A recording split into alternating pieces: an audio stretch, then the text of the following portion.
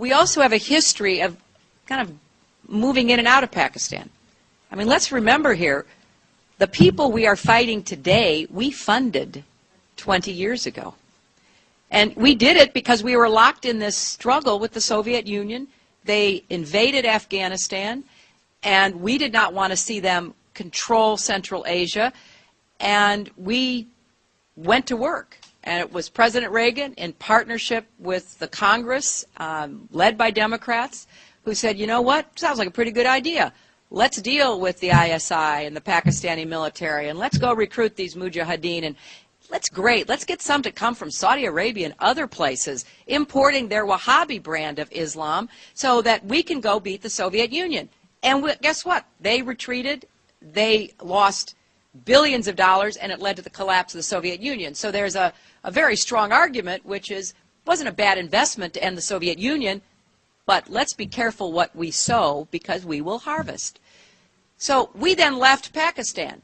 We said, okay, fine, you deal with the stingers that we've left all over your country. You deal with the mines that are along the border. And by the way, we don't want to have anything to do with you. In fact, we're sanctioning you. So we stopped dealing with the Pakistani military and with ISI, and we now are making up for a lot of lost time.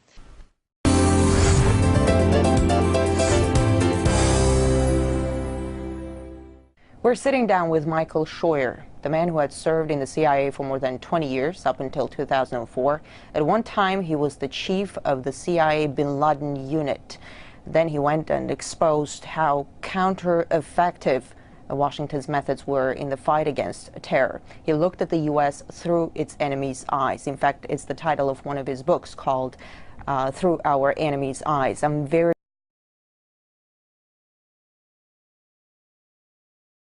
pleased to have the chance to interview you, Thank Mr. you. Scheuer. I'm glad to be here. Bin Laden is gone. Who is Washington's #1 enemy now? Washington's enemy is an enemy that doesn't exist.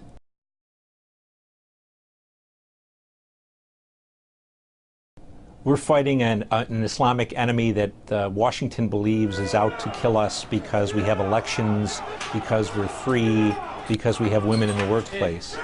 It's an enemy that doesn't exist. It didn't exist when bin Laden was alive. It doesn't exist now. America is being attacked because of its foreign policy in the Muslim world, because of its support for Israel, because of its support for the Saudi police state, because of its presence on the Arab Peninsula. And until we accept that, until Americans can say to each other, whether you support aid to Israel or not, our relationship with Israel is causing this war, we are not going to be able to defeat this enemy. And Israel itself as a country is not the problem. The real problem is the leaders of the Jewish American community in the United States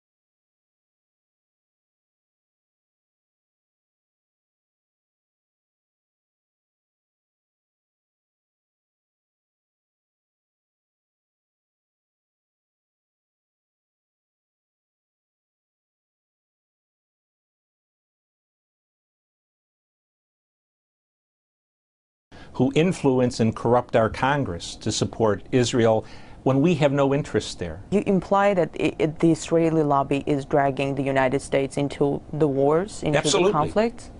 They're absolutely dragging us in. Iraq was a war that was proffered or was called for mainly... Then let me ask you this. Yeah. The situation in the region, in the wake of all these revolutions in the Middle East and North Africa, Yes. You can pretty much describe it as turmoil. Turmoil is no good for Israel. Isn't there a contradiction to what you're saying? Well, the American political establishment is caught between two things. They're extremely pro-Israel, and they're almost Marxist in their belief that democracy and the spread of democracy is inevitable in all places, in all peoples, at all times.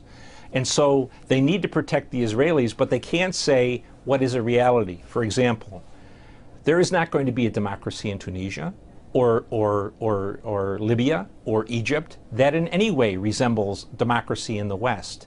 And yet what they've done is create anarchy. They've created a situation where the only beneficiaries are the Islamists. The guns that have flown out of Egypt, out of Tunisia, out of Libya to the Islamists have been enormous in their volume. And the prisons that were opened in Egypt, Tunisia, and Libya have reinforced the Islamist groups across the world.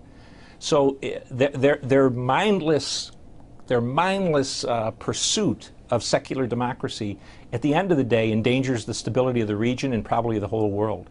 Are you saying we're going to see further radicalization of the region? Oh, especially in Africa. Yes, ma'am. The guns that are flowing out of the three places where there were Arab Spring revolts are going to cause problems in Somalia, across North Africa, and in Nigeria. Let's talk about Syria. Yes. Syria says the earth will start shaking if anyone intervenes in their internal affairs. How badly does the U.S. Is the U.S. trying to interfere? Oh, I think we're interfering unconscionably.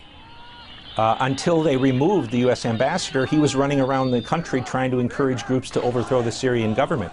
That is not the role of any diplomat, United States or Russian or Chinese or British. We have really very cold-bloodedly urged Syrians to get out on the street, knowing that they're going to get shot down by their government. Again, Syria is a country where there is no U.S. interest. Since I was a little boy, we've been afraid of the Syrians, and if you look at the map, it's hard to imagine that little blot of country called Syria could be a threat to the United States. The CIA has reportedly worked with the Syrian opposition for years. Yeah, well then if it's there, it's there. But our relationship with the Syrians is really a relatively unimportant one. But again, it's another very good example of the dichotomy in the thinking of American leaders. Because as we call for democracy in Syria, if Assad goes, Israel's security goes straight down. If the region becomes a complete mess, doesn't Washington see any dangers to Israel? I mean, with Iran involved, it won't be pretty. I think that's exactly right, ma'am. I don't know what the thinking is, except that they have come down on the belief that democracy is better for everybody. And the truth is, American and Western foreign policy interests in the Middle East have depended for 50 years on the maintenance of tyranny. Tyranny that gave us access to oil, tyranny that protected Israel, and in the last 20 years, tyrannies that persecuted Islamists to protect us.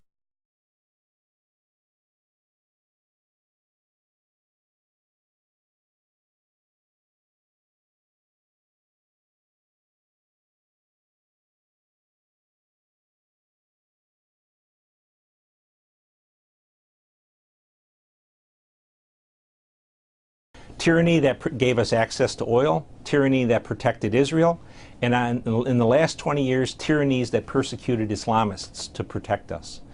All of that is going by the wayside. It seems the U.S. is almost creating grounds for terrorists to surge and then goes out fighting them. We see it in Pakistan. They got the whole nation alienated because of the strikes. A lot of people want revenge. How efficient is that? We are very efficient in this day and age, in the last 20 years, in creating enemies. We're not very efficient in creating security for the United States. We have the best educated population in the world, and we have the people with the littlest amount of common sense. How many times have we heard Mr. Clinton, Mr. Bush, Mr. Obama say, this has nothing to do with religion, this is not a religious war, this is a bunch of people who are just madmen. We are definitely fighting a religious war.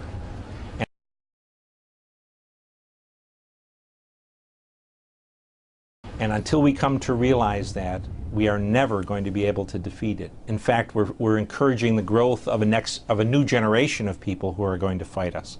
Isaiah 52, verse 15, it says that when the servant is ultimately elevated, it will shock the entire world. In other words, the exaltation of this servant will be such a shock to the kings and the nations of the world, they will all be totally surprised. That's what it says in Isaiah 52 verse 15. Now, if the servant is Jesus, it should have said that the shock will be only to who? To the Jews. Because the rest of the world has been expecting this. The rest of the world is expecting that Jesus will be the Messiah. You have to understand, we have 2 billion Christians that all believe that Jesus is the Messiah. We have 1 billion Muslims who also believe that Jesus was a prophet and the Messiah. So, who are the only people that really reject Jesus as the Messiah? The Jewish people. Who told us that Isa is going to come back? Muhammad sallallahu alaihi wasallam. Number one, it is the Prophet sallallahu alaihi wasallam who said, Isa, Jesus Christ, son of Mary, is going to come back. And this is our belief as Muslim. They killed him not, nor crucified him, but he took him up to him. And in Hadith in Bukhari and Muslim, the Prophet sallallahu alaihi wasallam said, it is time for the son of Mary to descend. Isa will come back, and he will descend, putting her both hands on the wings of the angels.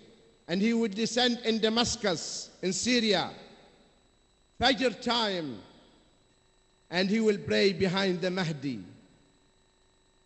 He will find the Muslims straightening the rows for the Salah, and the Mahdi will ask Isa to lead, and Isa alayhi salam, Prophet Jesus Christ, son of Mary, peace and blessings of Allah be upon him, will say, no, I will pray behind you.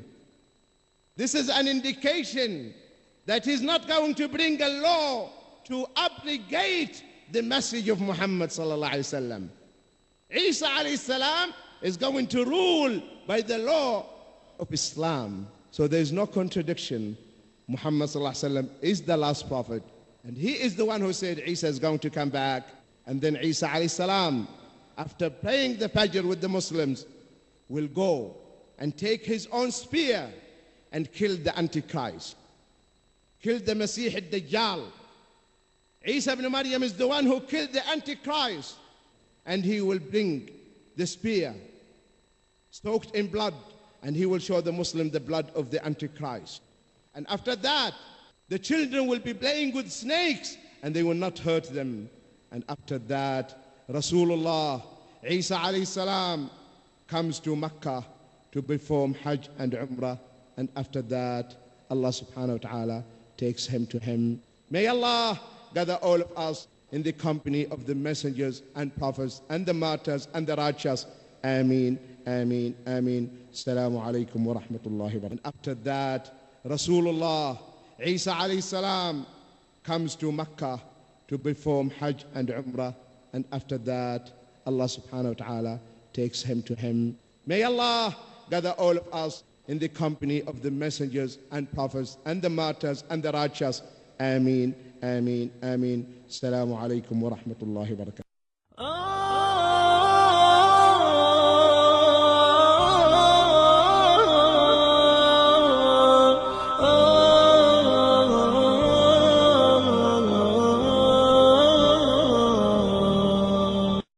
وبالعبودية ننتصر على أعدائنا ونمكن لديننا ونهزم اليهود.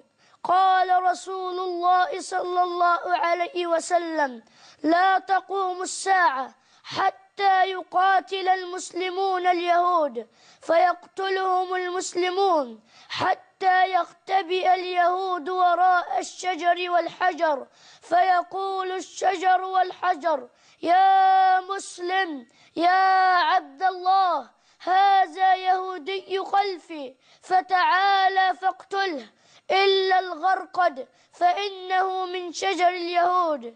انتفض أو مت إذا شئت شهيدا، فحديد الموت قد فل الحديدا، فجر الأرض ودعها شعلة، قطع الباغي وريدا فوريدا، دوس على هامة أذيال الخنا، بائع الزور ولا تبق يهودا، سميها إن شئت عنفا أو فدا، أو قصاصا أو دفاعا أو صمودا. دس على هامة أبيال الخنا بائع الزور ولا تبق يهودا. سمها